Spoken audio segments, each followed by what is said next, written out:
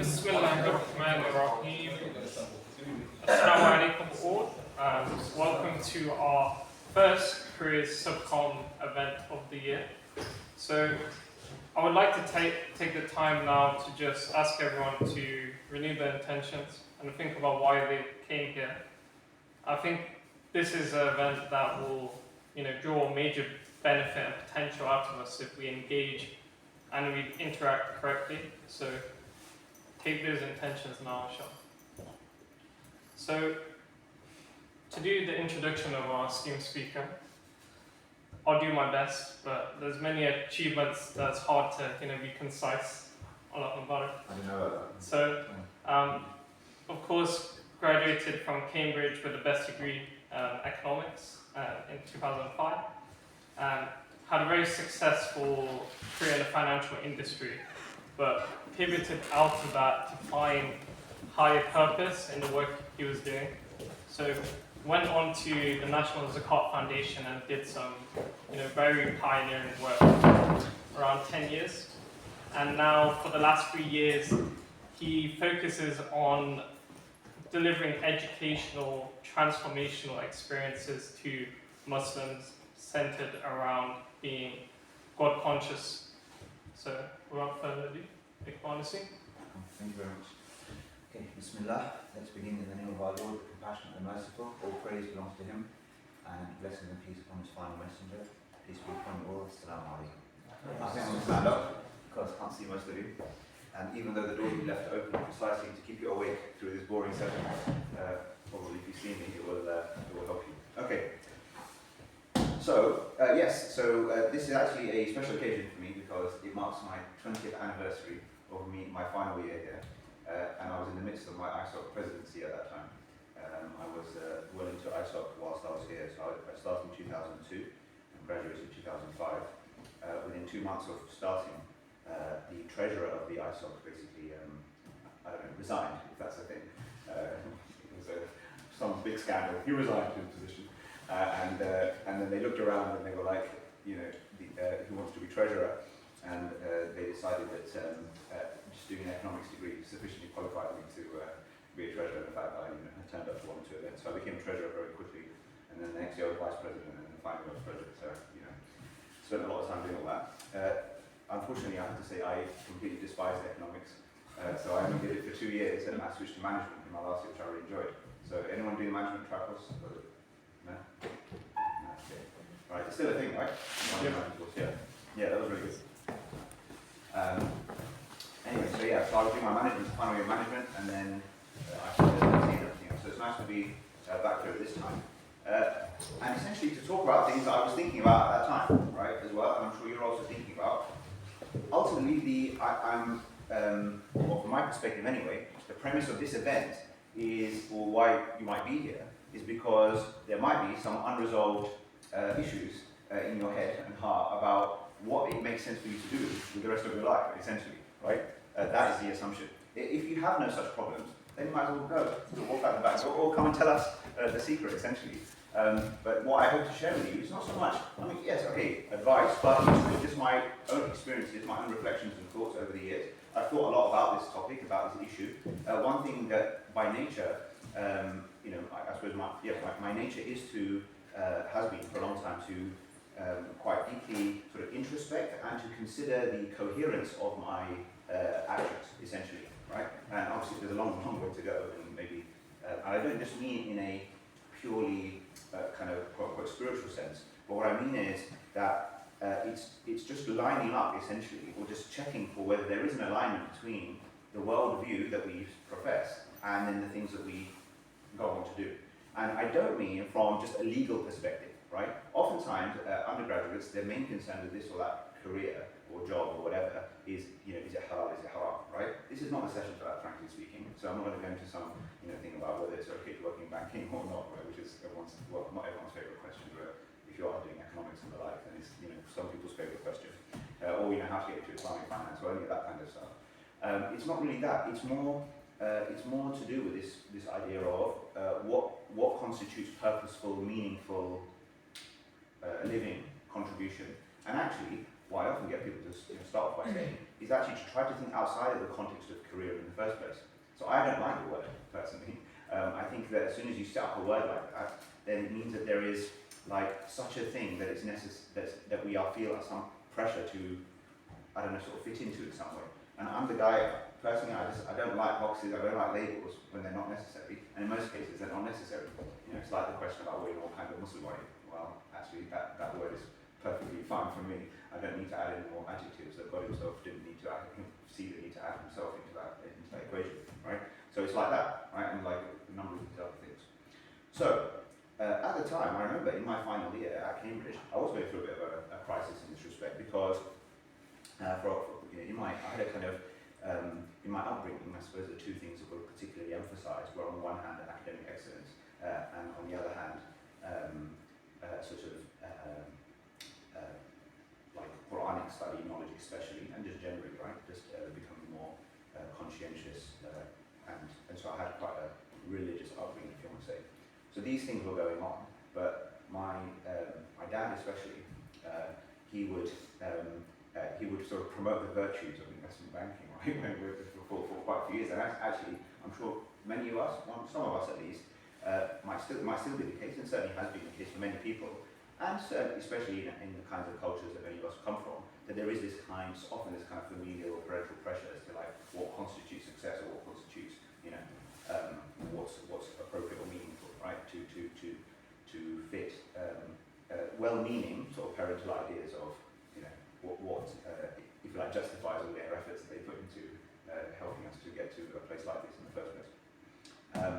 So there was that kind of pressure, and frankly speaking, if you were looking purely from a monetary standpoint, it was like an obvious choice, right? I mean, it was like relative to anything else, and probably still is the case at, you know, at an early stage, from an employment perspective at least, like in terms of prospects, in terms of if you just were trying to get financially secure, which seems to be most people's concern, you know, at this kind of stage, then it was like an obvious choice. But I didn't really want to do it. Like in my first year, I did this JP Morgan Spring Week. I remember it was like a 1 week thing. I absolutely detested it. I hated it so much. I was like, what is going on here? This is not for me. But this is not for me. But for some reason, I still ended up doing various internships or whatever. I had an offer. I graduated, and then I went away for a few months and negotiated a delay to my start, and then I did start in investment banking. And the reason why I started investment banking at that time was because even though I didn't feel that it was the thing for me really, I knew that, I was very consciously aware of that, but I was the oldest of 3 siblings. My dad was quite sort of, he was relatively old, like I was born when my dad was 45, right, so he was already kind of in his late 60s, coming up to his late 60s by then.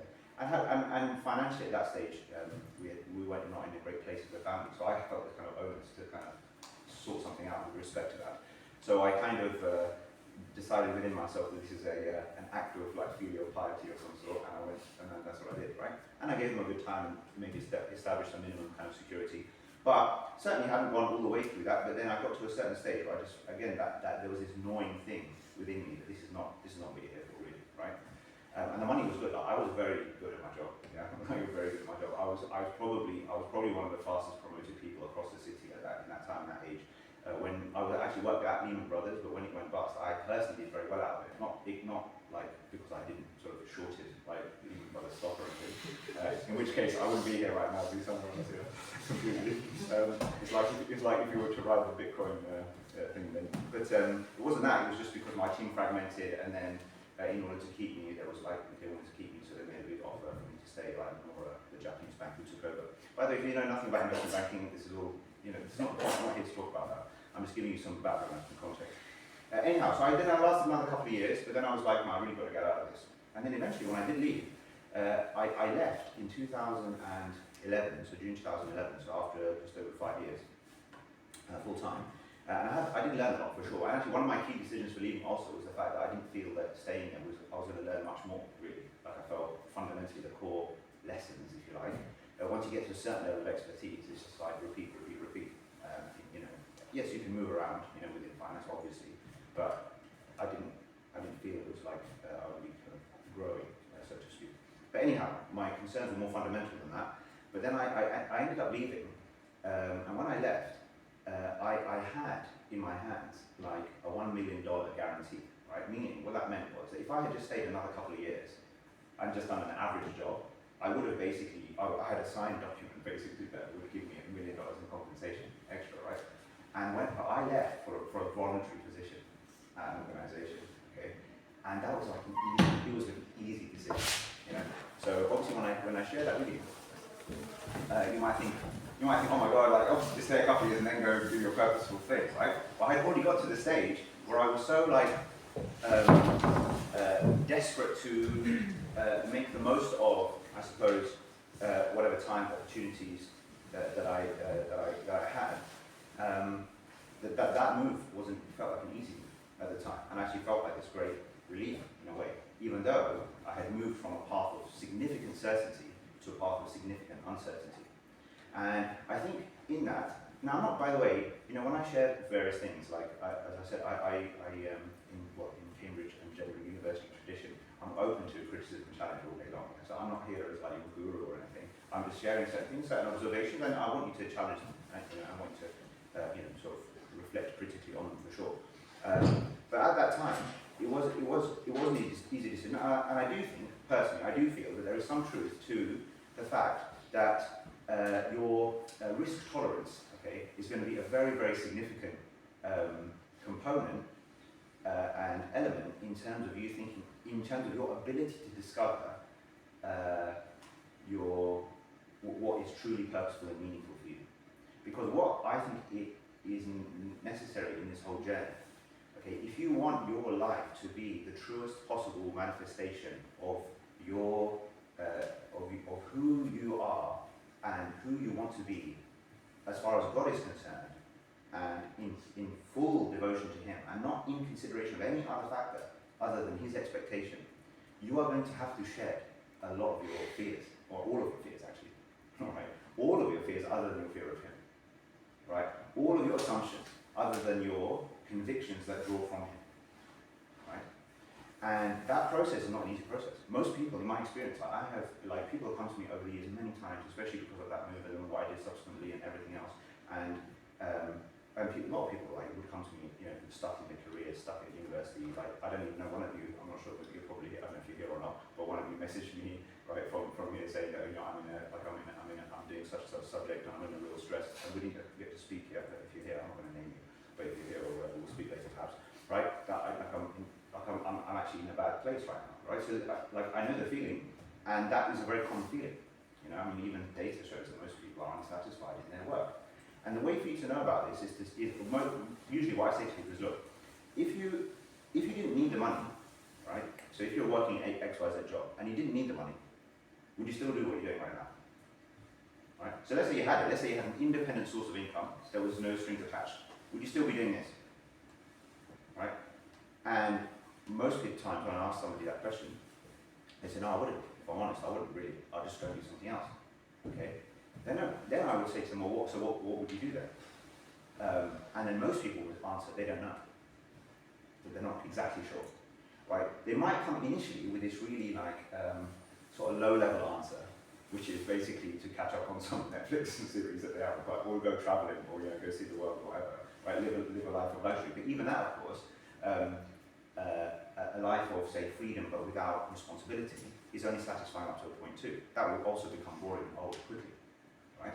So, but what you notice from that, and what you have the opportunity to do, and what my main, I suppose, recommendation here is for all of you, is to construct an ideal that is free from all the BS, frankly, okay? Free from the milk-round inputs, free from what whoever parents, family, are saying to you, free from whatever the expectations are. Like, really go just not even 5, but 10 layers deep into the why of what you're doing. Right, or what you want to do, what you intend to do, what you intend your contribution to be. Like, sit with the question of what you think God's expectation of you individually is. So not in a general sense, because if I say, what's the purpose of this life? Well, to worship Allah, right? Okay, great, that's fine. Okay, 101 or less than that. But what does that mean for you? That means something very different for all of us, because we're all so different, right? And I do think there is something about like this kind of in the divine design and in the DNA of it all, individually, in all our individual characteristics, experiences, etc. There is some particular manifestation of the highest of excellence, let's say, that looks very different. Like your best and your excellence, your peak, might be a completely different trajectory to like anyone else here, and probably all of us are different from each other. But us figuring out what that is important. But questions like this, like, okay, if you had an independent source of income, for example, you'd still be doing this thing, right? Is a very critical thing. So even if somebody's doing something that seems to be a noble profession or whatever, teaching, medicine, etc., these kinds of things, right? Like, but maybe well, there's mixed reasons, right? So why people go into even these things, of course. So this is no judgment, and I want to emphasize this, it's no judgment about what someone ends up doing. I don't say that someone who is an imam of a mosque, or a scholar, or someone who works in a charity is necessarily better than someone who's an investment banker or a corporate lawyer. No. But they might know that for themselves, depending on how they got there, why they're doing it, and where they think they're going with it. Yeah? So it's not a judgment of the external, because as you grow older and older, you realize that means even less than you think it means now, right? Okay? But the journey, the internal journey, which is the only journey in the end, right, is the critical thing. So what is informing all these decisions? And as soon as somebody says, well, yeah, actually, if it wasn't for the money, then I would do something else. Now, some of you might say, what's a natural what would an immediate critique for that? So if you're counter-arguing this, which you're supposed to be doing in your head, right? What would you say then? What would you say about this? Meaning, what's the possible counter-argument to someone saying, well, yeah, but actually, doing such and such a thing for the money is perfectly noble. How would you argue that case? You could say, like, you'll use the money to, give to charity or in like some beneficial way. Right, exactly, yeah. So this is the classic thing is, people will then counter-argue on the basis of what they would do with the income. Okay? And that's fine, of course, because they will say, okay, well, work is worship, I can provide for my family, provide for myself, etc. And typically, again, especially with the kind of background education that you're now in, and then what's comes next, right? There's a sort of a pressure now, something that essentially your earning power, right, or your contribution, or the level that you reach in society needs to now be reflective of, like, the fact you've been here. Otherwise, what the heck was the point of this, essentially, right? I'm not saying that is the case, but I'm just saying that's a significant pressure, either consciously or subconsciously, that exists. So with regards to this, somebody might make that argument, and it's fair to a degree, but in my experience, and again, having sort of discussed this stuff with loads of people, peers, as well as, sort of people from every age between me and you, okay, like, for most people, the reality is, the work is worship thing that I'm doing, that inherently I feel this work is worship, even though it's not purposeful to me, right? Like, that lasts a very small amount of time. Because usually what ends up happening is that someone's idea of there's a duty of provision, right? And then there's what you want to provide. You understand what I mean? So there's what's the sacred duty? So if you're saying, okay, well, God expects me to be able to earn to provide, fine, that's one thing. But what does that, okay, there's no specific figure, but that constitutes a particular sort of, say, numbers, let's say, but then your own expectations about what is reasonable, okay, what is required, what provision looks like, now the kind of house you need to have for yourself, what you need to provide to a spouse, what you need to now have for your kids, right, whatever. So I have friends of my age who would answer that same question about if they had their independent source of income, whatever, they'd definitely out whatever they're in, right?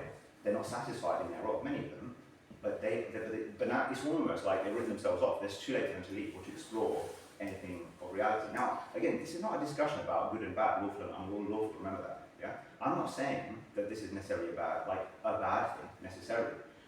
But having said, I mean, it isn't in one sense. In the classic sense, when I say classic, I mean the kind of, let's say, the cultural way in which we typically understand things is that, oh, someone's doing a good job, that's fine, and it's halal, it's a lawful income, so that's great. And that's as much deep as it typically goes. But actually, I think the more I look at it, especially Quranically, the more you go into it, you realize that actually it feels to me as though I think that there are say, permissible things might be insufficient for a person if those permissible things are actually barriers to them reaching greater heights. So another way to say this is, if you consider your accountability just like a sort of zero-sum tick cross, almost like an 11 plus maths test, okay? Like that's what accountability in the hereafter looks like. Then it's kind of, we play this game of sort of good deeds, bad deeds, okay, just as long as I don't do the bad. And at a level, of course, there's a way to look at it in that framework, of course. But what about the things that you didn't do, that you could have done? Because as far as I'm concerned, that weighs in accountability. Like Quranically, that's really clear. You look at different verses, they seem to imply that if there's things that you could have done that you didn't do, right? It's not that there was an individual obligation. I'm just talking about like individual obligatory acts. Okay, again, in the kind of typical frame of it. I'm talking about stuff like, for example, the notion, the Quranic notion of striving for God's cause. Okay, what does that mean? In our context, when I say context, specific context here, for example, what does striving for God's cause in Britain mean, for example? What does that mean to you? Does that mean anything to you? What does it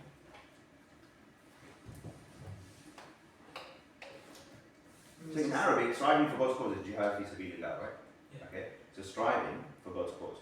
And this is something which believers are mandated to do. Like it's not even, apparently, like you can't even see it as an optional thing, like it mentions the verses around it, but it's like super clear. If you want to be a serious believer, you need to manifest or strive in God's cause in some way. Okay, but what does that actually mean or look like for us? I'm not saying individually, like what is that? Just can you elaborate on what you think that means here? I think, well, I was actually going to ask a question, but it kind of links to the same thing, and it relates to what you said. I'm just going to draw on something that reminded me of, which was the spirit of the Sharia, or the spirit of a particular Islamic principle, versus the specific law that the principle actually says, Sure. and how those two things are different. Because you mentioned something being permissible, but not the best thing that you can do. Yeah. Which is, I think, kind of similar here. And I think to answer your question, I think it's easy to settle into a passive acceptance of, okay, these are the only roles that I can fulfill within society. And I think perhaps a higher level would be to actually challenge or to conceive of roles that go beyond, the status quo that you see. So, for example, the fact that we're here as Cambridge undergrads means that we have a particular a role to play in shaping, niches within an economy or within the workforce that other Muslims can enter, which are better than the current niches that exist. You see what I mean? Sure. So for example, something I keep hearing, by the way, I'm a medic, so this is not really related to my field, but that's thinking, like, hearing about Islamic finance and all these kind of ideas that bounce around, people like Khan speaking about the importance of creating these new niches. Sure. I think I agree with that sentiment in that if I were to go into it, or if I, in an alternate reality, I was, pursuing that career, I would want to think about how I can create more opportunities for Muslims in settings or into roles which we haven't, that don't already exist to the same extent. So I think to answer your question in a kind of roundabout way, I think it's about pushing the boundaries of what we actually accept and what we consider, good enough, I suppose, like changing our own mentality about it. Yeah, no, that's definitely a useful summary of, like, broadly what the kind of way I'm sort of suggesting that we think, absolutely. So thank you for that. But in terms of striving for God's cause, this question, what is it? What does that mean? Okay, if we all successfully, right, strove for God's cause over the course of our lifetimes, what would the net effect, the collective net effect of that be in society? So you've got everyone practicing better as Muslims, and more people becoming Muslim and sincerely practicing and trying to be better people and follow the deen. Okay, right. So let's put it. Let's. Anyone else want to add to that? I think dawah is a big component of it. Okay. Personally. Sure. Anyone else want to add to that? Go on. You go. You increase in society that which is pleasing to Allah, and you decrease in society that which is displeasing to Cool, okay. injustice. There'll be less injustice. Sure. Anyone from your side? Yes, no? Because we know that you guys are actually going to do 90% of what needs to be done out there. Men generally useless. Yeah, that's always been my experience. Right. So they're keeping it quiet. It's like keeping the secrets to themselves. Yeah. All right. So the that's right. Now look. So look. Let's look back over the. If you look at the prophetic paradigm, what is the net effect of prophetic effort? Right. So if the thing that the final messenger, as well as all prophets and messengers, what they embodied, right? If you like, the actually interestingly, what I call almost like the ultimate sunnah, right? The sunnah that gets missed by most people in my view.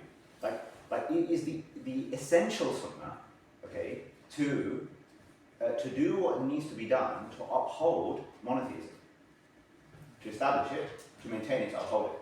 Like that is literally the heart of the whole reason why any prophet message was sent in the first place, right?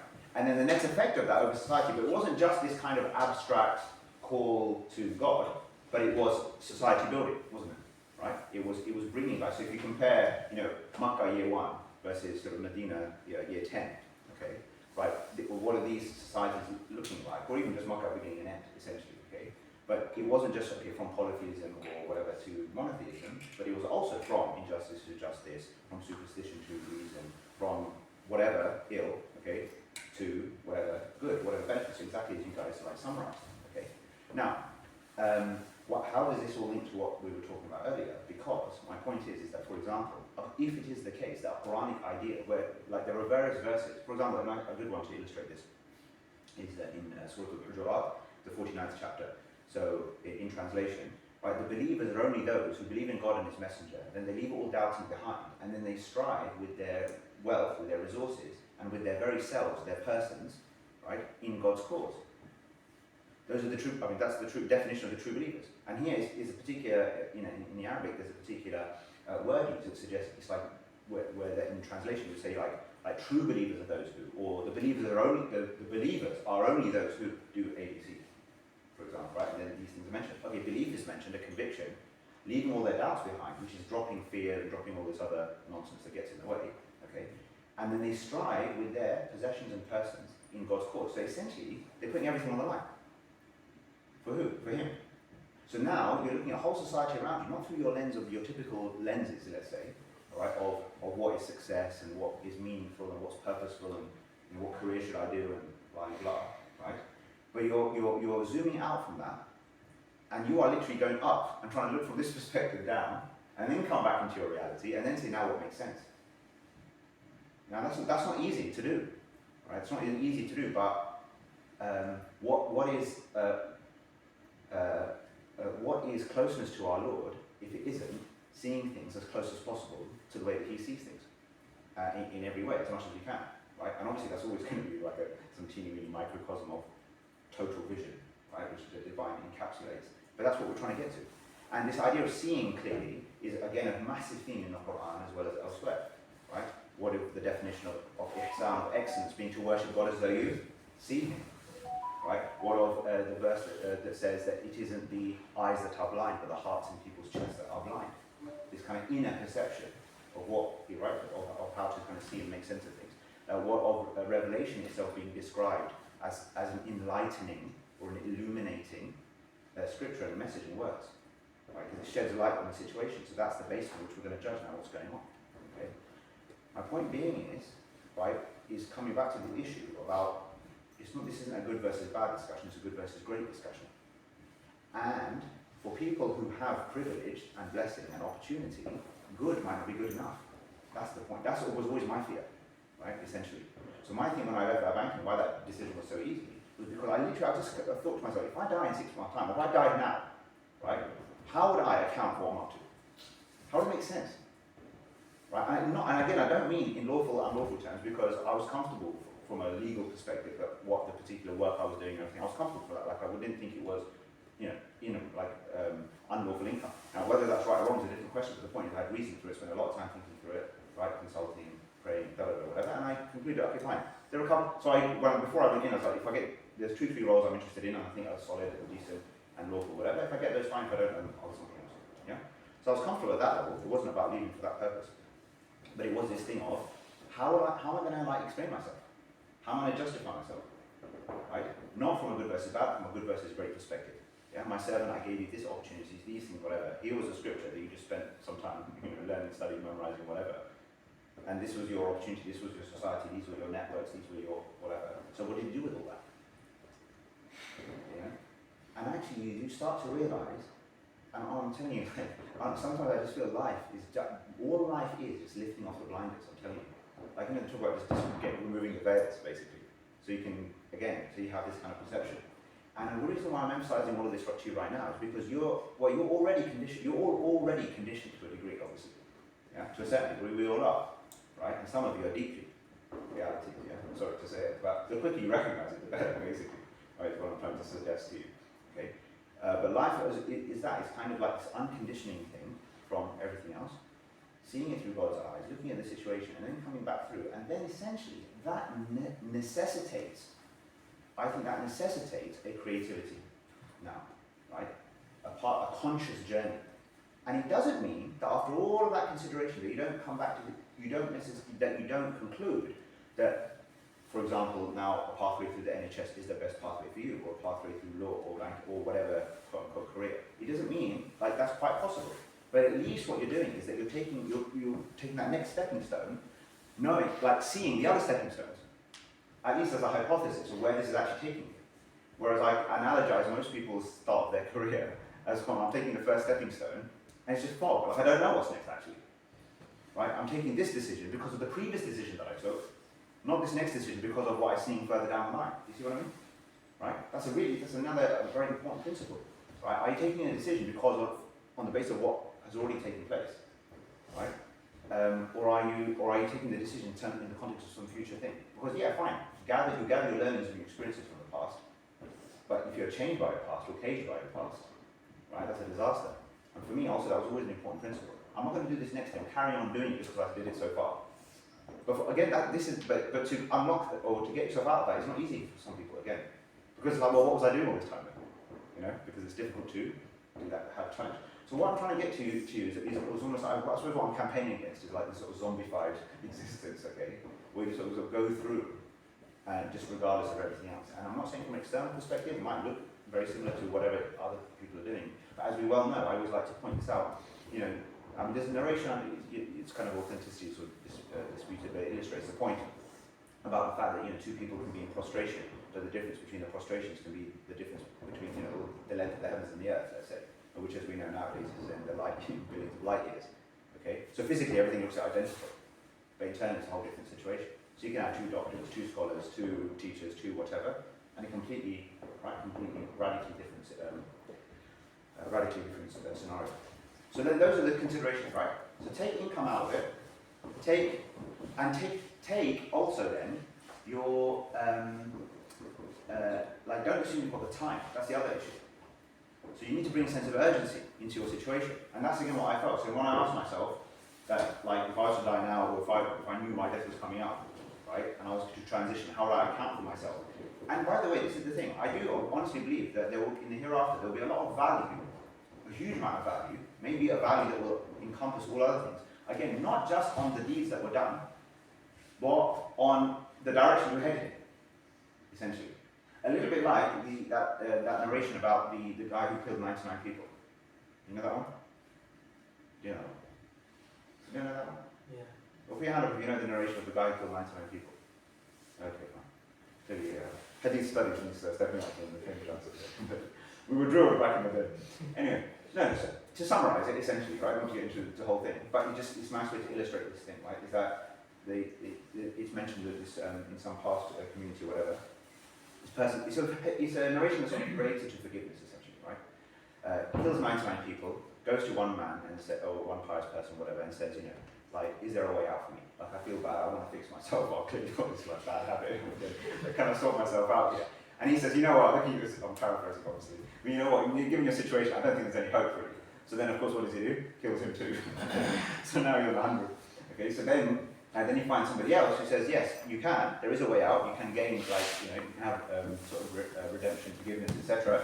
But you need to go and travel to that land over there, basically, and you need to leave this place and be in that community, and if you go there, then that would be a better environment for you, essentially, to become a better person, etc., and to escape this evil. So essentially, so then he sets out on this journey, and then he dies on the way, basically, right?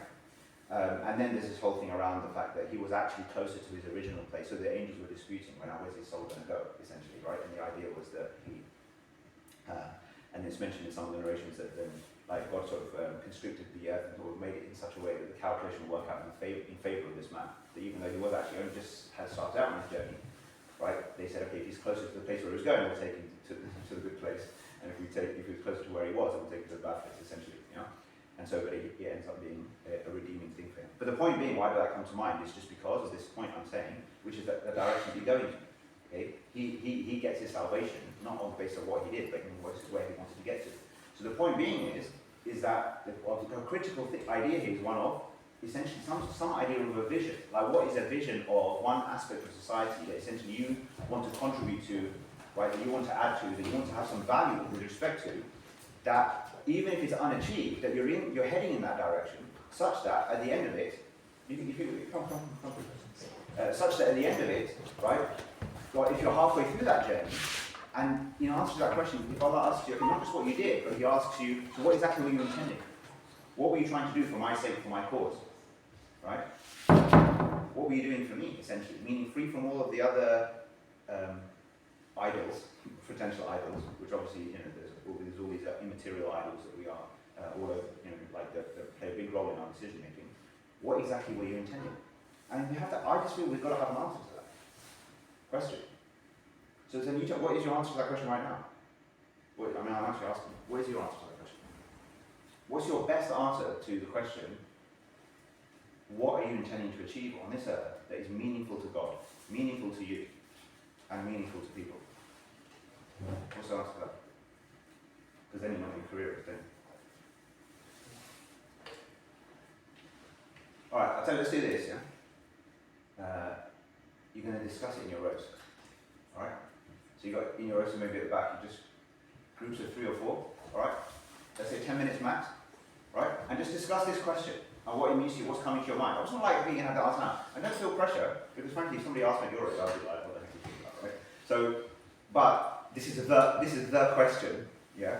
Capital T, capital Q. In fact, this caps the whole lot of it, right? The question. This is the question. When you have the answer to this question, then you have it. Because why? Why so? I suppose if I could condense all my sort of 20 years of thinking about this stuff into, I'll just condense it into that essentially, right? So let me just save you like 2 decades. But it's that because if you do not have an answer to that question, by definition, you don't know what you're doing. You don't know why you're doing what you're doing, and you don't have something to say. And the last thing you want to do before His Majesty, right, is stutter about what your purpose was. Right? It doesn't seem to make any sense. And this is my point. My very first thing, what did I say? About coherence. It does not make sense. All right? There's no coherence between saying, yeah, I'm going to die and meet my Lord. Right? I'm going to account for everything. And at the same time, if asked, what exactly were you intending to do? Knowing that everything that we celebrate in terms of sacred history is all about a sense of mission and building society and contributing to the building of a society that somehow reflects a divine ideal. Like that is literally the collective point. Yeah, that is. I mean, there is no like that is the prophetic achievement essentially. And every other prophet, if you look, is generally right. The vast majority of other prophetic stories in the Quran, they combine. The things that are identical is right. Worship one God. Be mindful of the one God. Right. That's identical across. What's interesting is that on each one of them typically has a particular theme or some issue that they were trying to confront, isn't it? Right? So what was with Musa, with Moses, what was it? What was the big thing he was trying to confront? What was it? Fir'aun. Okay, yeah, and specifically, not just Fir'aun, but what would you say was the issue of the day? Yeah, it's obvious, just say it. Idol worship. No, but beyond that, I'm saying the social issue. What was the social issue? Why did he confront Fir'aun? Because what? The oppression of the Israelites. Yeah, exactly, the oppression of the Israelites. Yeah, free the children of Israel. Right? That was, at least in the first part of the journey, right? That was the main thing. When he sees the burning bush, that's the call. Right? Go to Pharaoh, speak to him properly, speak to him decently, call him to God, and go to liberate the children of Israel. He's like, and if you want to paraphrase the response of Musa according to the Quran, but if you want to paraphrase it in like contemporary speak, the response is basically, what? Me? Must be joking. That literally is the response. Yeah, because it's like, I'm afraid, I'm ill-equipped. Like, essentially, he's saying, who am I to do this? It doesn't mean, and he's literally saying, I am fearful. Right? It's a beautiful story. That whole story is amazing. Because it's so real. Like, it's just so, we obviously, quite rightly, celebrate the heroic nature of the prophets, but it's very important never to forget their absolute humanity as well. Right? All the same dramas going on, but they just transcended them to go and do something great. Right? Want to make a career? Well, that's the inputs you want, essentially. So we'll get back to this exercise, but I'm just mentioning this because, right? So, and all of them confronted difficulty. But what was meaningful? Like the point being is, you look at the scripture, which we say we believe in, which contains guidance, right? and therefore should be guiding us. But I would say you look at it and you don't read scripture, I don't think, and feel that like what you want to do is like what this is. Now you think about this question about what to do with your life, career, etc. You've got to draw it from here somewhere. Whatever it results in for you, but it has to be authentically you doing that. Like you should be all over it. One thing you have to do before you graduate is become decently Quranically literate, and you can do that without any Arabic whatsoever. Right? That's really important, guys. Yeah. Right? You have got to know what's in this book. Like you read. You're reading all sorts nowadays, right? For your degrees. Stuff that you don't even want to read, frankly, sometimes. Yeah. But and you're critically analysing, you're thinking, you're doing all the stuff. You're pondering, right? The texts, right? The sources for all your various courses, right? But then with this, we don't do that. But you can literally do that. You pick up translations, go and start, right? Like know it. You should know what's there. So all of them, right? So with Lot, right? What's he tackling? According to one God, tackling sexual deviation, right? With Jesus, what's he tackling? What's he tackling, by the way? What's the real issue that he's the issue or the cultural thing that he's actually going after? What is it?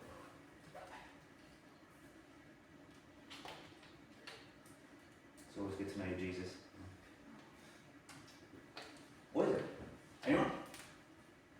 Persecution of the Jews at the time. Okay, to a degree.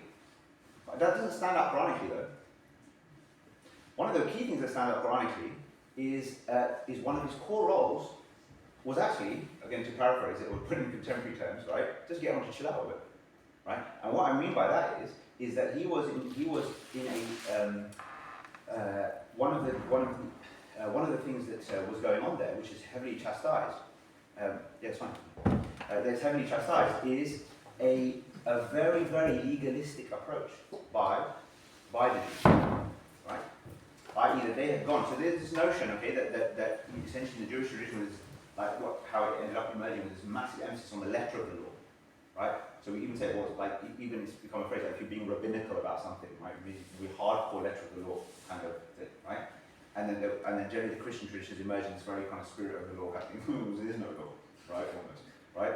Whereas obviously the middle way synthesizes between these things. But he came to the community that's over here on this extreme, so he's trying to bring them into the middle. This is a key part to mention in all of the scripture. So in a way, it was almost saying, well, actually, no, like these things should be lifted. Actually, we're dropping laws, essentially, to make things a bit easier for you, right? Shu'aib, what about Shu'aib? What's his main thing?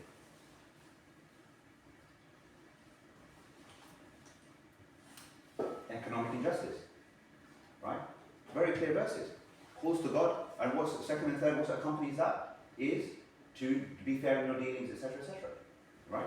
So my point being is that these were not like when you think about these prophets, they were doing like they were amongst their people, they were in society, they were doing stuff, they were active, but they were change makers, right? They were change makers, and they were essentially and then what's often said about the final messenger is what? That he essentially gathers all of these benefits, right, and builds some, and does what none of them basically did in some sense, which is to actually build an actual civilization of this, or what birthed, if you like, the full civilization, subsequently, and with a comprehensive means of individual and collective flourishing. And that's our model, that's what we're looking at. So we now, when we think about continuing prophetic legacy or honouring any of this, and moving forward in a meaningful way, and doing something that is, as I said, meaningful to God, meaningful to us, meaningful to people, then, in a sense, what I see when you look at that is you say, well, actually, you know what? There's a particular thing, or an issue, or a theme, or something that I really care about. Right? I can't even explain why I care about it, but there's something that gets me, and I want to do something about it. Right? I'd love my life to be a life where I could do something about this issue or that problem, for example. Right? And I have certain skills, right? Oh, I'm super creative, super artistic, super all over tech, right? I'm a great communicator, for example, or orator, or whatever it might be. It could be anything, writer, it doesn't matter. Like all the whole array of skills. And some combination of skills, not just one thing. Right? So what's the point? But then what is all of that? So that's like the way that Allah has made you, the things that He's given you, the opportunities, right? And you're some accumulation of all of this divine decree up until this point. So now how are you leveraging all of this God-given stuff into this scenario, this society, this situation, to do something that He cares about, He will put weight on in a meaningful way? That's the question. All right? Any questions about the question? No? All right. right? So you know what you're doing now, right? Okay, you've got maybe 2 groups there, and then groups of 3 or 4 down here. So you're discussing this 10 minutes, and then see what comes to mind. And then see if you just then you can share after, we can share together afterwards all what's coming to you. All right?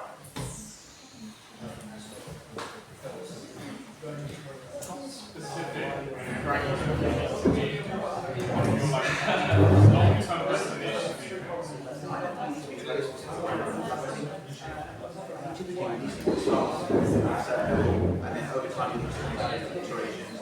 It's not like you do it once. Yeah, for me, this is the thing, I'm very broad and I take one with the people are spreading things all together in and I believe that will give me a skill set, a very broad skill set, right? Applies repeatedly to many different things, but then you know, customer entrepreneurship, everything, help with some encouragement. Because it's such a broad thing, I don't think there's any people in the area of market.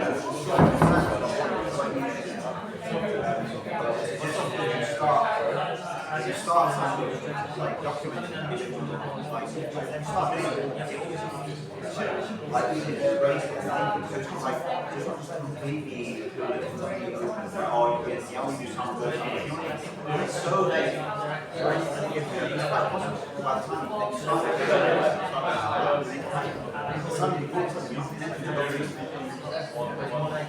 would say anytime you start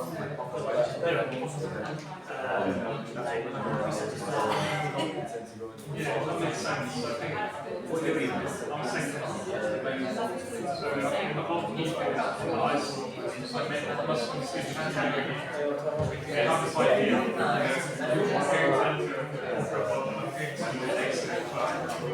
how do you talk about people that's a good attention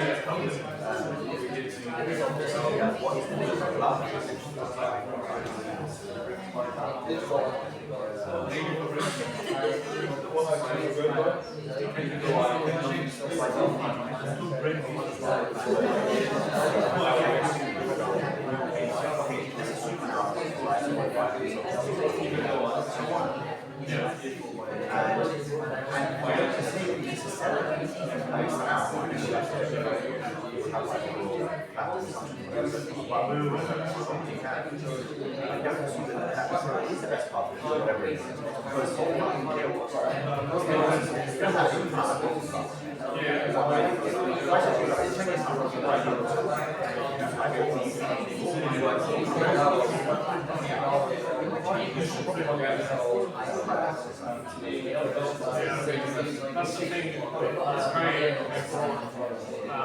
One of the things that I find interesting is finance, even like consulting, I had this discussion with a guy he works on the Muslim podcast, he's saying, you know, with the economics background, we need Muslim economists, we need people to make policy decisions, so I need to give us the right. a good way to use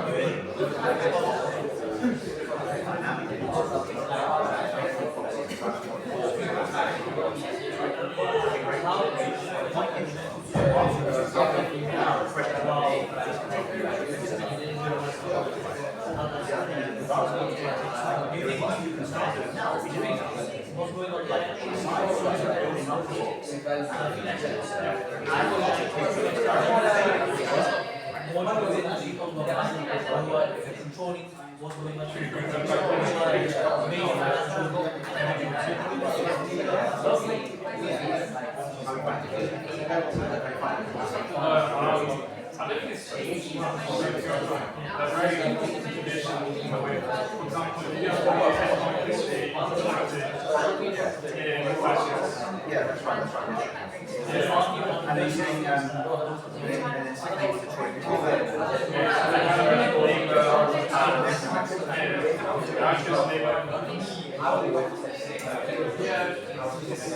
it's a really interesting course.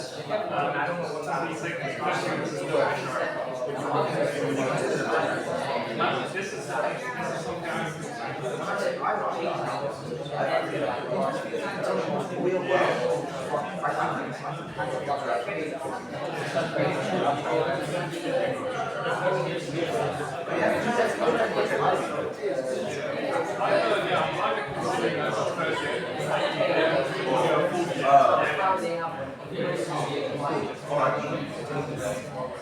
all right, guys.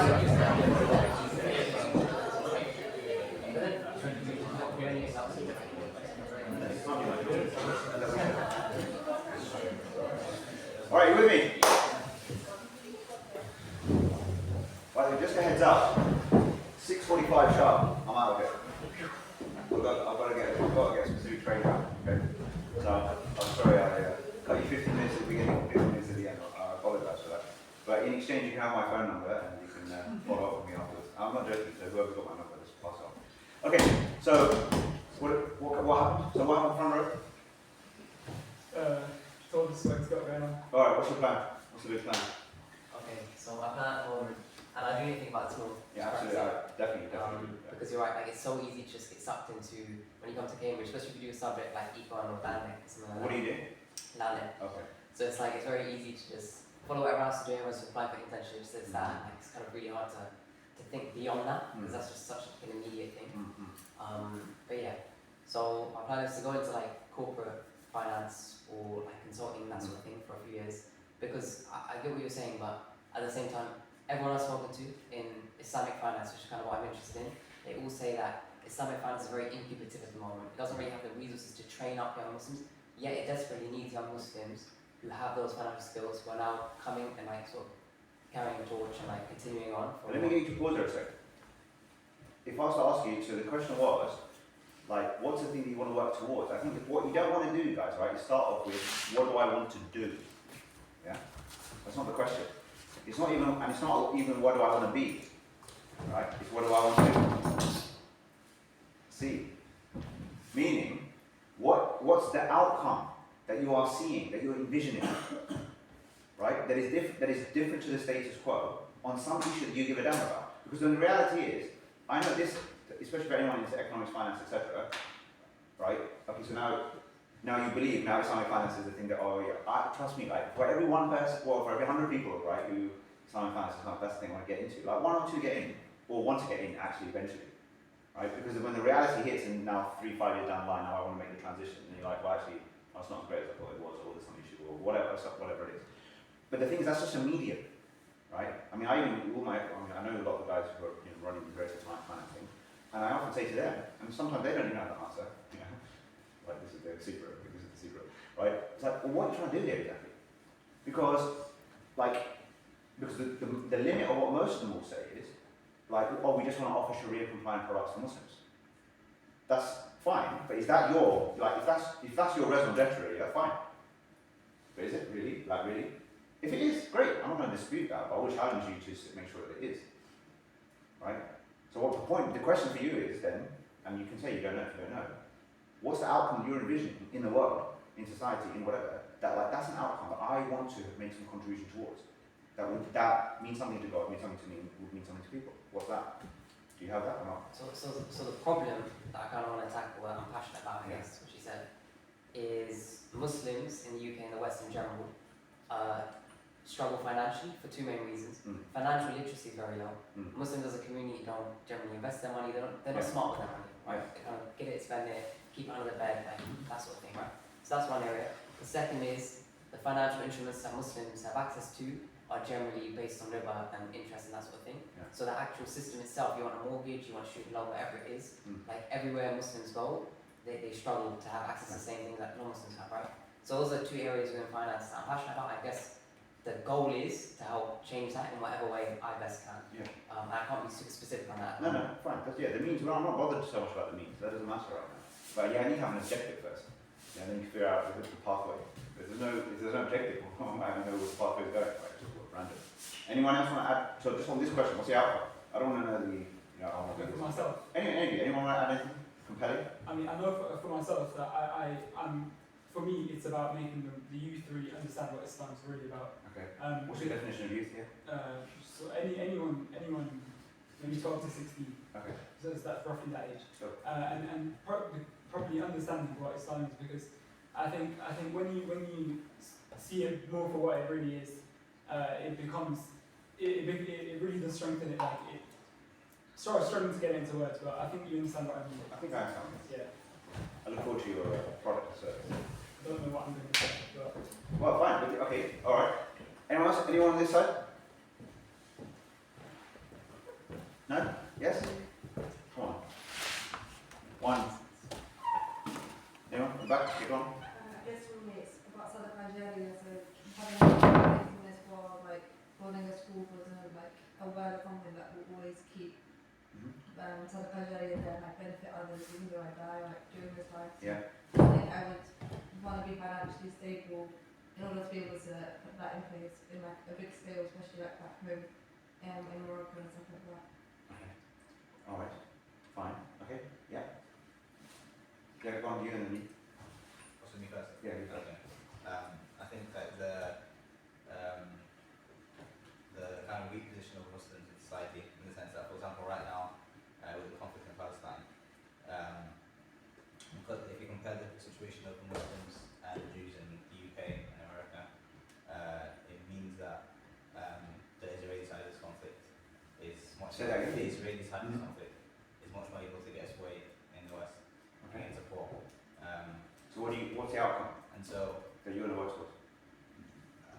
as in, to make Muslims in a similar position where they can influence things, where they're like a body in society which is respected and can influence things and has power, Okay. and that would mitigate injustice. So, Okay. And do you have a starting hypothesis about how you're going to contribute to that outcome? I think one way is, like one of many things could be if Muslims were more Muslim entrepreneurs, because not only does it come with wealth and that comes with power, but also in general entrepreneurship comes with power in the sense that you're the one with the products and the services which everyone needs, and then you actually have more of a say in society. Okay. All right. The point I had was, I think we should start bottom up, so locally led initiatives, because I think a few days ago there was an Islamic finance talk, and the point that they sort of tried Out of to interest, what was the attendance like at that talk? So that Yeah, I know, but like numbers wise. 90. Yeah. There you go.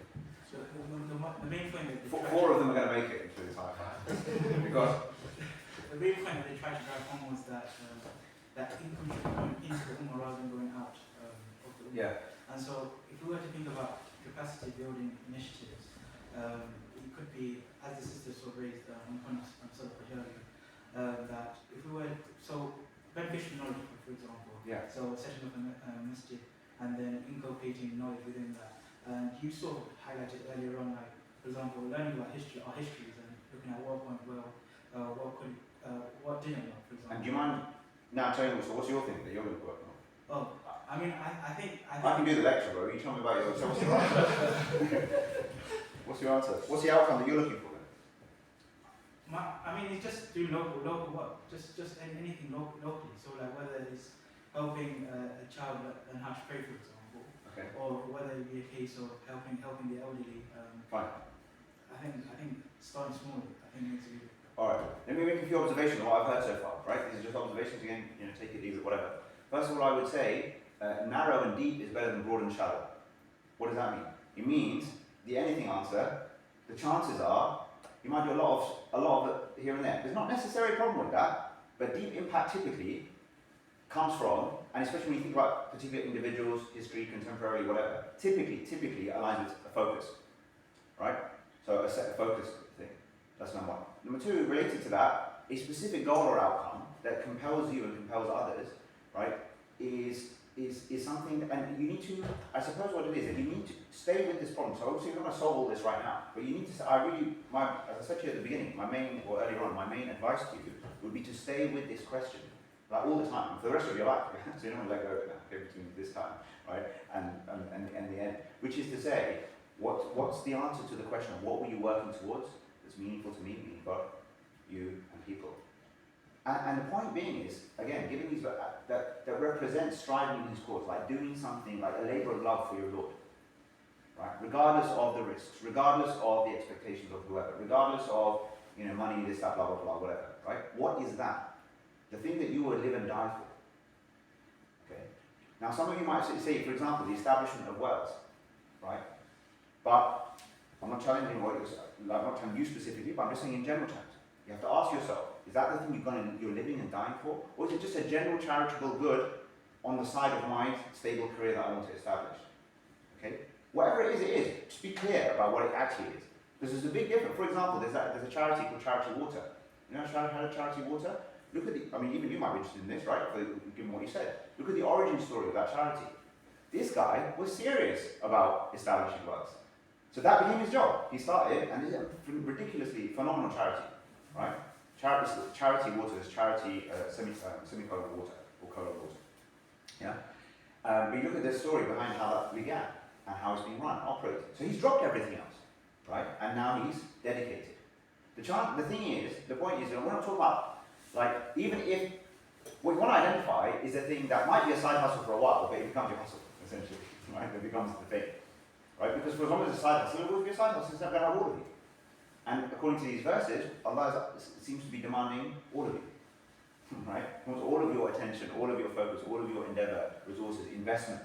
There's a really powerful verse, trying to remember now, yeah, that in translation, it's in Surah Tawbah, chapter 9, right?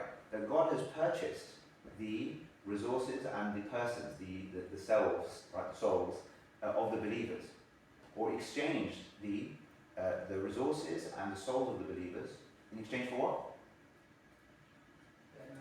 So he'll take that from us, yeah, and he'll give up. So what Allah is saying, again paraphrasing, I just like to keep it street level, right? Which is to say that Allah is saying basically, I'll have all of your attention, your devotion, your energy, your time, your resources, thank you very much, and in exchange I'll give you paradise.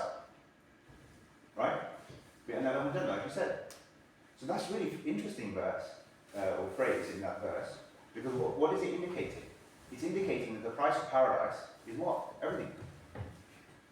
Again, we have this sense in our idea that, like the somehow you can operate this kind of mediocre, safe existence and we just walk into like eternal bliss. And why do we think that that's reasonable? I mean, yeah, other than divine mercy, but the point in divine, we're all going to need it anyway, but you don't it's not necessarily a great strategy to operate on the kind of, you know what I mean? Like, in truth, God is actually second, third, fourth on the list, in terms of what you're pursuing really, right? His concern, you haven't gone deep into what's his real concern for you, or the highest objective that you could meet for his sake. But then you just want to just walk in, And if there are levels to it, as we understand, then you might say, well, I'll take any level, frankly. But you probably want to aspire, yeah. And remember, actually, what's interesting is that it's not because in the end, of course, as you well know, that the real reward of the hereafter is not actually paradise itself. What is it? Attaining Allah's pleasure. Yes, okay, so ridwan min Allah akbar, right? Of course, pleasure is greater, I grace my reward. But the point being is that, like, that it's that kind of being in God's company, proximity to the divine, right? Like, these are not small like things, these are huge things. So how do we get that if in our decision making now there's that proximity is not, you know what I mean? We've got to establish a proximity now, essentially. Okay? In order to, so in a sense, what you realise is that actually we are all, it's very, very useful to consider yourself already in some sort of heaven or hell, in essence. We're already in one of the two places at any one point in time. Because if everything was cut thrown out, we're already in one of those two places. And that's not going to, you're not in this place or that place because of the label that you attach to yourself. You're in this place or that place because of the reality of your internal state. Right? In the end. Right? Remember, in the Quran, there's no Muslim and non-Muslim. Right? That's a socio-political distinction we make. There is no non-Muslim, like, strictly translated. There's no term about that anyway, any verse or any hadith. It's interesting, right? Because we define the others according to us, relative to us. But what does God do? He defines everybody relative to him. You either deny, or you associate partners, or you believe, or you submit, or it's all relative to him. So I might look at this guy over here, I'm looking relative to him, not relative to me. That's very, now all of a sudden it's a whole different ballgame. That leads me onto another very important point. We're not here for the Muslims. وَمَا أَرْسَلْنَاكَ إِلَّا رَحْمَةً لِلْمُسْلِمِينَ, was it? We didn't send you except as a mercy to the Muslims, or to the believers. No. To who? All people. Right? إِنِّي رَسُولُ اللَّهِ إِلَيْكُمْ جَمِيعًا. I'm God's messenger to you all. Now, if you want to do finance, or you want to do whatever you want to do, right? You want to teach Islam to young people, whatever. Why would you teach Islam to young Muslims, but not to young people? Why would you finance for Muslims, not for people? When I mentioned all these prophets bringing their solutions, and the final messenger brought solutions, who was the solutions for? In fact, it didn't even make any sense for the solution to be for the Muslims as such, because at the beginning, there weren't any, so to speak. The whole project was the whole society. This is another major issue we've got. We are so insular in our thinking. When we say we want to do this for the Ummah, what do we mean? If you mean all living believers, then the question is why? Why not people? What happened to the others? Where's the right? In fact, you could almost argue that their right must be in some ways even greater, in fact. Because if you see things, zoom out and see things in the perspective they should be, who's more in need? Right? Who's more in need? The poor believer or the rich disbeliever? Worldly perspective, you see one thing. Zoom out a second, you see something else. Right? Musa had to have a concern for Pharaoh. Musa having a concern for Pharaoh, by the way, is like us giving a damn about Netanyahu's state. Like if I said to you, like, that should be our concern, you know, what the hell is this guy smoking? What's he talking about? Right? That's like, that's like where you've gone past. But it's a little bit like that. Right? This is really critical point, guys, yeah? You've got to transcend your kind of both ethnic, right, as well as, let's say, religious insularity. Which, on reflection, sometimes in a nice sort of kind of environment, can actually be cemented more. You can become more isolated from what else is going on, right? But your concern should be for people. And I would challenge any of you, right, that in anything you do in your life, right, where you have the solutions and the things that you're bringing or whatever, is that don't unnecessarily, I'm not saying that you shouldn't have products or services for believers, right? Only. Maybe, okay? It's like, okay, if you're not already, you might use the Muz app at one point, right? Because you want to get married, you want to find your friends, you want to be in a place where there's, right? It's a service for people to find a spouse, okay, who shares at least at some lowest common denominator, right, a belief system. Fine. Okay? Or whatever it might be. But interestingly, this I never understood actually about Islamic finance. Why? It's actually just not always just opened up. I just don't understand it. Because if there is something substantially morally or ethically beneficial about it, why not give it to everybody? I mean, like even like commercially makes sense. Go on. Would you not say some of the tenets of ESG sort of touch on Islam? Say again? Some of the tenets of ESG touch on Islam. They do, but why don't we own that then? Why? So the thing is, I agree, right? ESG meaning, or what is it? Even the precise acronym. Ethical, social, right? Exactly all this, right? So the point being is that they do, but then the question is, what's the difference exactly? Now we might get technical about it, or there's the differences in blah blah blah whatever. But the point being is, this is a critical point. There's no divine law that is there for simply like as in you believe and then you follow this and then it's only beneficial for you if you believe. So for example, you take alcohol, for example, right? I mean, is is the prohibition on alcohol, substance abuse generally speaking, is that just beneficial for people, or is it just beneficial for us? Now, most people in the psychology just think, oh, that's just about us. And the reason they think about it in that way, or the reason often we think about it in that way, is because we just see these as rules. Right? We just see them as rules, like do's and don'ts, tick box, whatever. We're not seeing them as contributing to an actual ideal society. So ironically, in recent years in this country, for example, alcohol consumption has actually decreased. Or certainly it's more of a phenomenon that people are like literally giving up altogether or very minimizing, right, for various well-being kind of reasons, let's say, right, health and well-being reasons. But we, as a collective, have had nothing to do with that. It doesn't even make sense. So now, for example, to take another example, food, okay? So somebody might say, oh, I want to make sure there's halal burgers available for whoever, right? But the point being is that actually, you as a society, you should stand back a second and say, look, no, like, I want to offer a product that I think that would be pleasing to my Lord, and just make it available, because then the value proposition of submitting to him becomes apparent to more people. So remember what the net effect of our collective efforts has got to be that the value proposition of faith is manifest to all. Because that again is at the heart of like the prophetic endeavour. And it's Sunnah 101. Like it literally is like, you know what I mean? Like when we say follow the Sunnah, we honestly get into the micro of the micro. And that's the Sunnah. Yeah? Like everything has its place. But like we missed the trunk.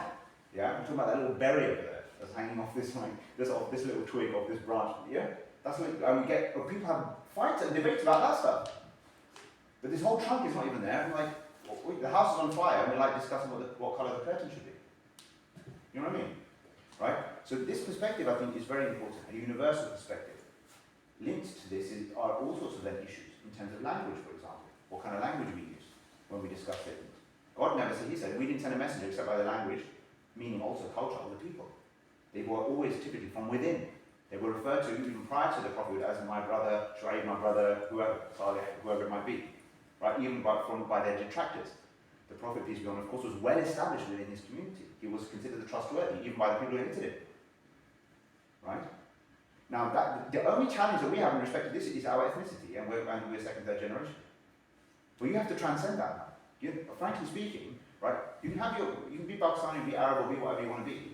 You are. But the point being is, this is a very good example, actually, of when we adopt or be certain things in the context of the past or the future. Because if you're talking about building a faithful society in Britain, what is that going to take of us in terms of language, culture, approach, right, vision? Whereas if you just want to be like a Pakistani Muslim, right, based on whatever, and then interestingly the back home comment, right, no sort of disrespect or anything, but what does that mean for us now? Right, you generally might, I don't know if you're a foreign student or what, but I'm just saying generally, people who, literally, there's some of us here literally our grandparents or great-grandparents came here. We're here, we've got no plans to go anywhere else, and back home is still somewhere else. No, I mean, back home is Birmingham, or London, or Glasgow, or whatever. That is home. So the sense of belonging needs to be there. Now, the fact that we might feel at times we're not made to feel welcome, that also should be our excuse. Because ironically, even the Prophet was not made to feel welcome, was he? He was essentially driven out. He had to migrate.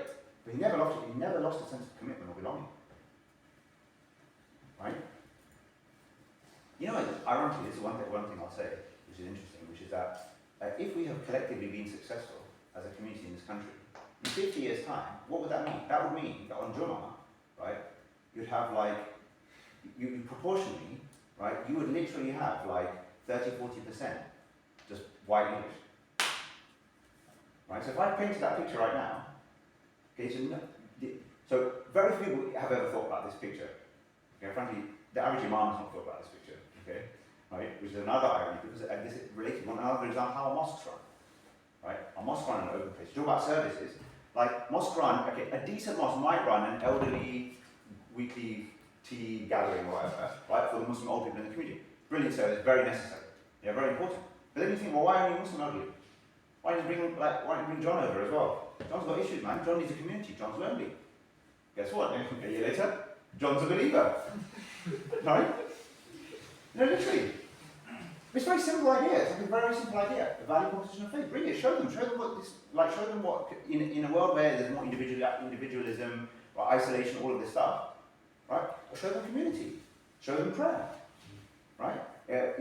Like I often say in my local mosque, I tell them they've got great services and everything provided, but again, they've got this, still trying to figure out this thing. I say, look, if you've got like, you know, Friday evening, like boys chill club, right, teenagers are coming in, whatever, again, why don't you invite whoever? Right, let them get there for school friends to come over too. Right, now, okay, now Salah, now they see, well, you cannot underestimate it. But literally, the only difference is this closed-mindedness that we've got. You said, okay, that was really important. The thing is, I even take it out, I like to almost, again, I always try to anglicize all the terms, because all these terms become loaded, essentially, right? So when you say that, we think of a certain thing, right? But all it is, essentially, that's why I say, use this language, presenting the value proposition of submission to God, right? Right, of having faith. What does it mean? Why is it valuable? And why should anyone care? And frankly speaking, if we don't know why anyone else should care, you've got to question why you care. Like, on what basis do you believe? On what basis do you follow? Or just because my parents did it, because that's what I grew up in? That's okay up to a certain point. You're not children anymore. Even according to the country. Right now, all adults. Right? So the point being, do you see what I mean? You've got to almost live it in a way that makes sense to you, in a way that can make sense to others. And then, coming back to this central issue here, careers, pathway, contribution, all of this stuff.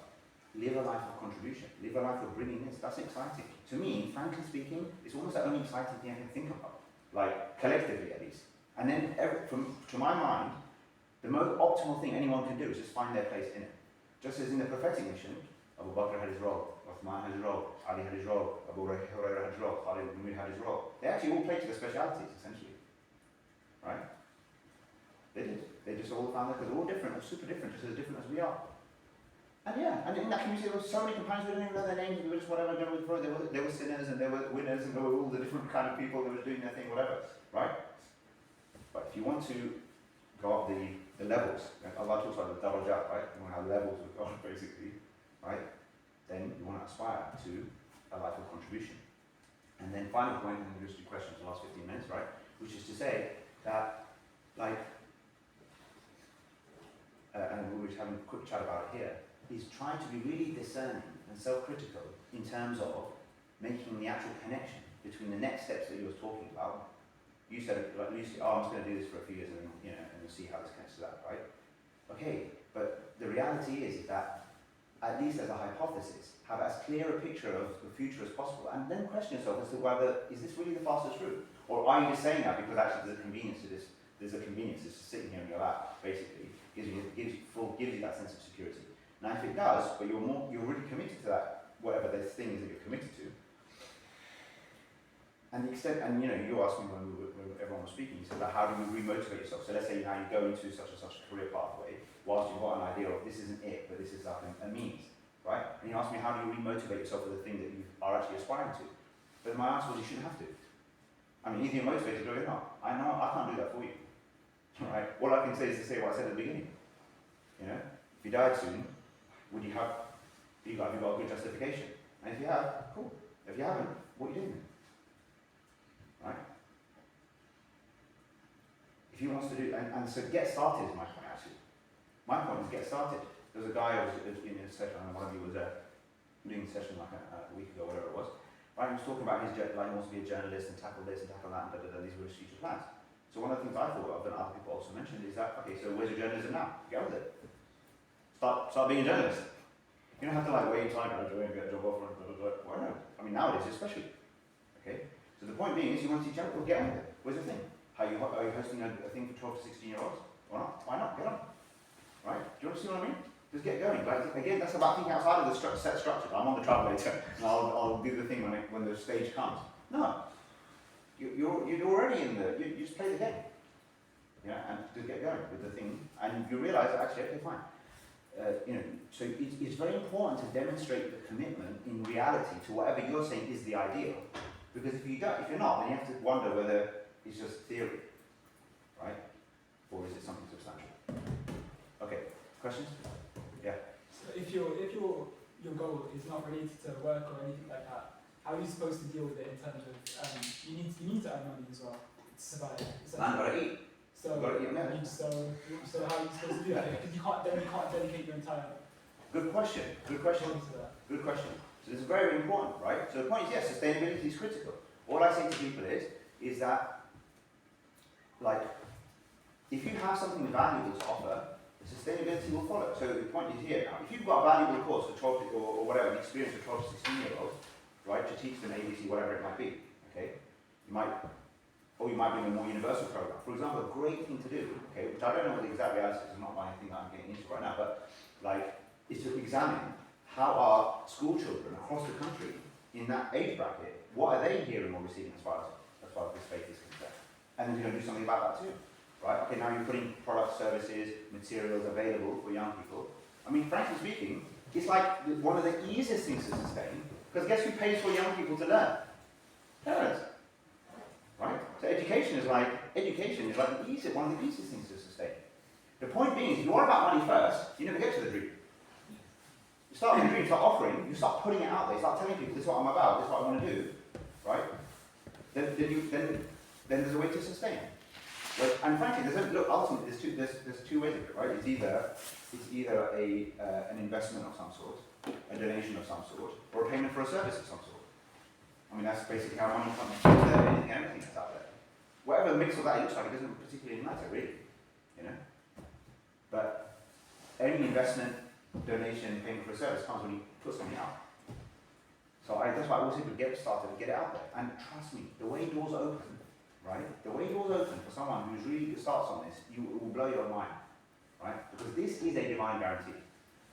And this is where trust comes in. You know, we say, oh, risk is return and Allah provides. And then we literally take the most fear-based approach, right? And so it's Allah provision. So again, theoretical belief and lived reality.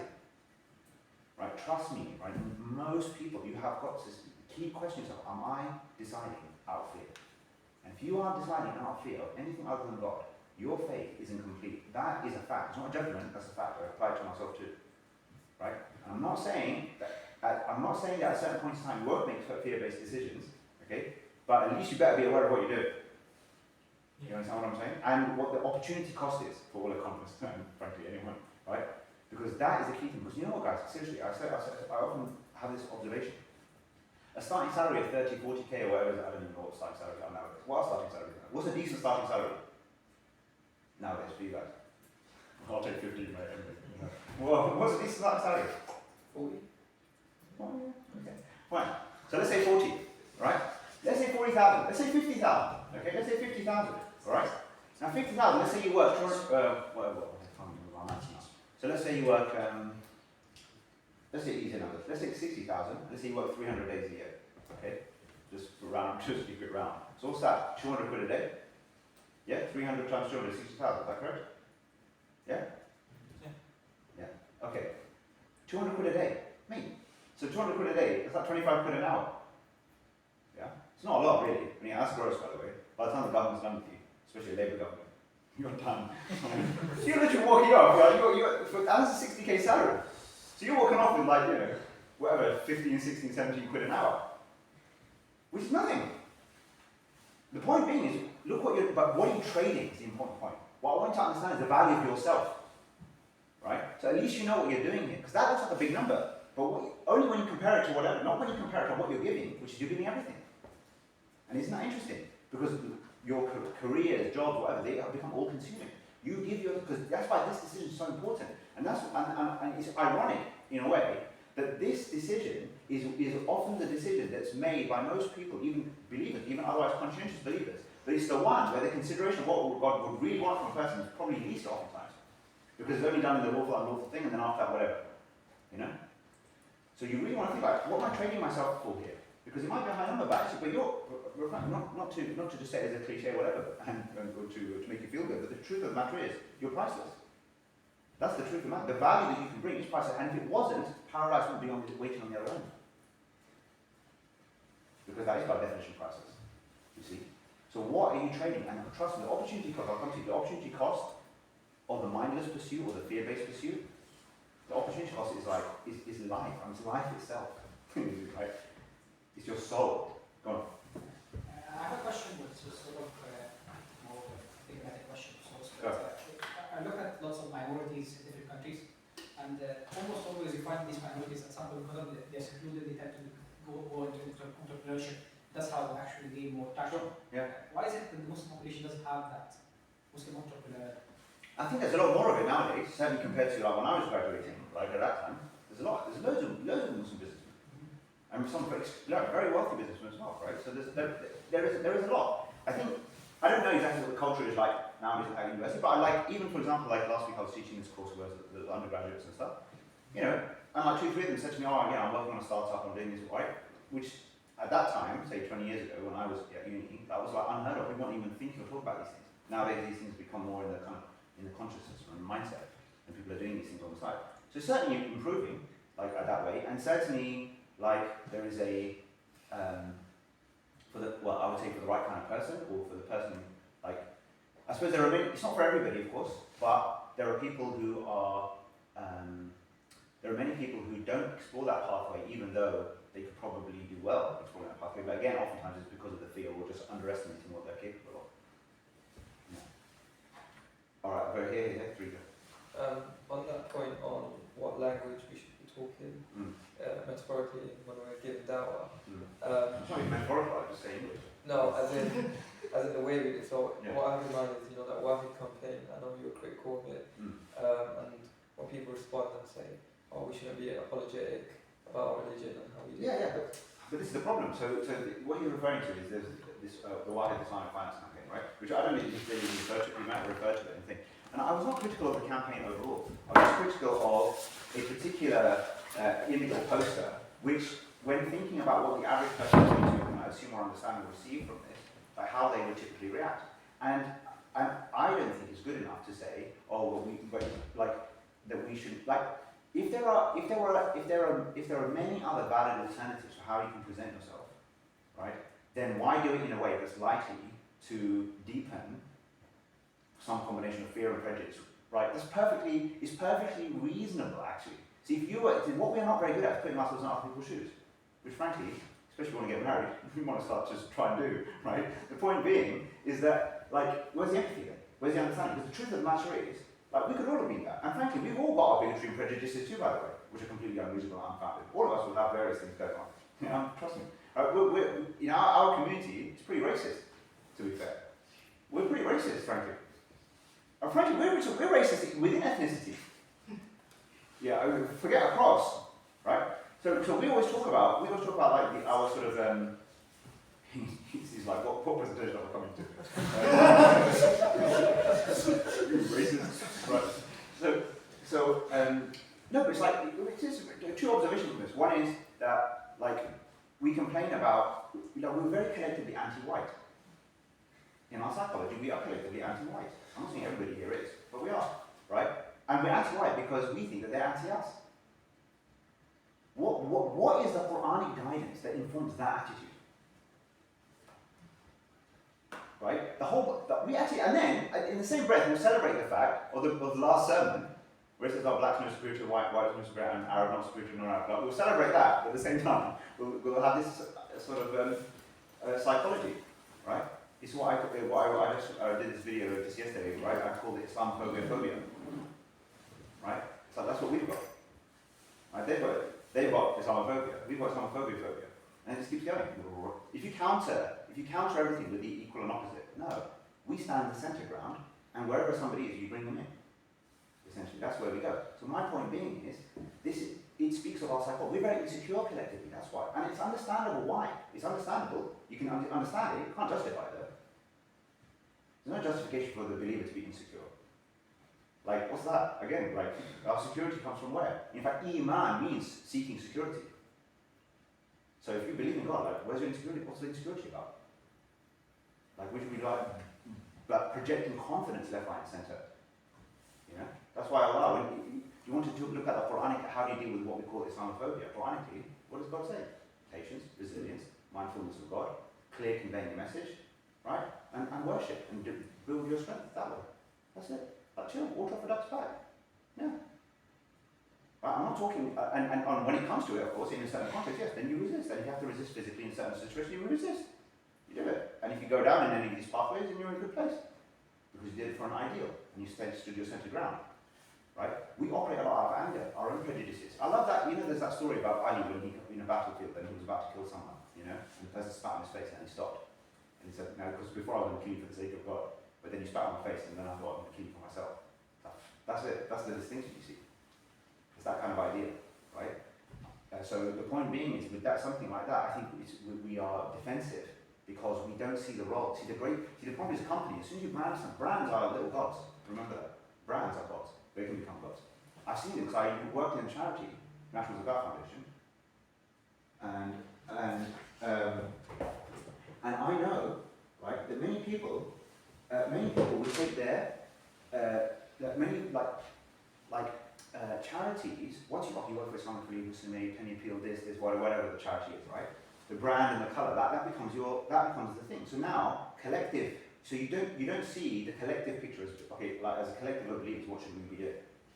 So when NZF, for example, came with the emphasising the importance of local investment and spending, people looked at it's like a brand war, right? It's competition, right? Internally, that's how it's looked at, right? Because now we might detract resources from going abroad, etc. But why does that matter? Only because our incomes might go down, right? If you're an international organisation. What kind of low-level dumb thinking is that, frankly? It's so, you know what I mean? It's so petty, so small. It doesn't see anything bigger. So I don't know. Personally, I think an awareness of the overall reality and the overall mission, the collective thing that we should be going forward after. And frankly, I don't think we should be giving any excuse for anyone out there for us to be the reason for their disbelief, right? Prejudice, resistance, whatever. You convey a message clearly, you show that value proposition, people will reject. At least our job's done. That's why we're constantly. Yeah, your job, Prophet, is to convey the message clearly. That's it. And that's not easy to do. The point is, we think, okay, that's really obvious. But that's not easy to do when, for example, when you're experiencing what they experienced in Makkah, right? Just 50 times worse than anything we're experiencing here, at least in this country. See what I mean? All right, go. Quick last two, then I've got to go. I'm going to miss my train. Go. You think there are valuable skills to be learned in a few years in the corporate world? Yes, I do. Yeah, next. You already answered. Yeah, there are, but as I said, make sure they're 100%. One of the ways it is the case is because I often say that these places are places of high execution, right? They show you how to execute, deliver, do stuff. I mean, there's loads of mediocrity too, right? You see it, right? Sometimes I was there. It's like, sometimes when you come to Cambridge and then there's a guy and you think like, how do you get in? Yeah. Right? Like, it's like when you go into a firm, right, or a particular place, right? And you're like, I say that too. If you go to somewhere, you go to a GP, yeah, and you wonder like, what? Like, no, like this is how did you? What? This is not right. Yeah, how did you get it? So simply you go into a firm or whatever, you see things. But there is mediocrity. But the point is, collectively, there's standard execution. If you're genuinely going to learn from that, and then you're connecting it to something that you have an ideal. Remember, wherever you are, as long as you know what this has got to do with where you're going, you know where you're going. That's the key thing. But if you don't, then you don't know what you're doing, and then you're back to the same problem that we've mentioned before. Okay, last one. I've got to go. You already answered it a bit, but Okay. it was on the context of John. Yeah, John, yeah. We'll just scale that out. And then obviously there's a spark of slander through media or news, for example, that says, oh, John's been brainwashed, for example. John has been brainwashed, so that's fine. So we brainwash him our way. I mean, I don't mean it literally, but you understand what I mean, right? We give him, I was just saying the Uber driver. We give him, okay, I'll finish with this, okay? And it comes to this point. It comes out to this, yeah. Oh, well, I've got it now, so I won't have to pay anyway. No, he's going to charge me, isn't he? Right, anyway, don't worry about that, because it's there. My point being is this, which is that, why is it, so I would say this, collectively, again, we assume that the influence on us from wider society is greater than the influence that we can have on wider society. Right? That's why I really hate, this defeatist, hijra language, We're fleeing Britain, we're going to these around Muslim havens or Dubai or whatever, because Britain's broken and you can't be a Muslim here easily and Okay, fine. But what have you done? As in the point being is, what are you doing for the faith here? Why are we assuming that we're receiving it? Do you see what I'm saying? It's like a mindset problem. The assumption is that I can't influence or be part of a movement which changes society for the better. But what we've done is actually, again, the most anti-prophetic thing, which is just write everybody off. We've written society off. The reverse narrations have really badly chastised that attitude. And it's an easy attitude to have. We've all probably felt it. When somebody look around and like, why? You just give up on the world, right? So it's bananas what's going on, obviously. In all aspects of the world. In so many ways. It's crazy. We don't even know what human beings are doing or becoming. But we are supposed to be bringing some light into that darkness. But we've just shut our torches and now we're off. Maybe, as they say, there's some narrations obviously in here. There's a point in 2 months of the hills, right? To do your thing and worship and die. Yeah. But I think we're not there yet. I think there's a lot we can do. So your job is to find out what job contributes to that idea. And I hope that you all do. And I'd love to continue this conversation. If you want to bring me back and follow up directly with me, use my number, then please do that. And Allah bless you and guide you and help you make excellent decisions. And He always make you prioritize Him. Remember the fact that this teeny life is going to be a morning or evening in the end, right, in hindsight, and that these decisions that you're about to make, what to do with your life, who to work for, what to do, what to contribute to, that big. And hopefully you can use some of what we've talked about here as a framework to continue your internal discussions with each other, to help each other in this. Yeah? It's not easy. And that you make decisions out of the love of your Lord and not out of fear of other than Him. That's where we want to be, and may He help us with that. It's been a pleasure. Thank you very much. Gotta go.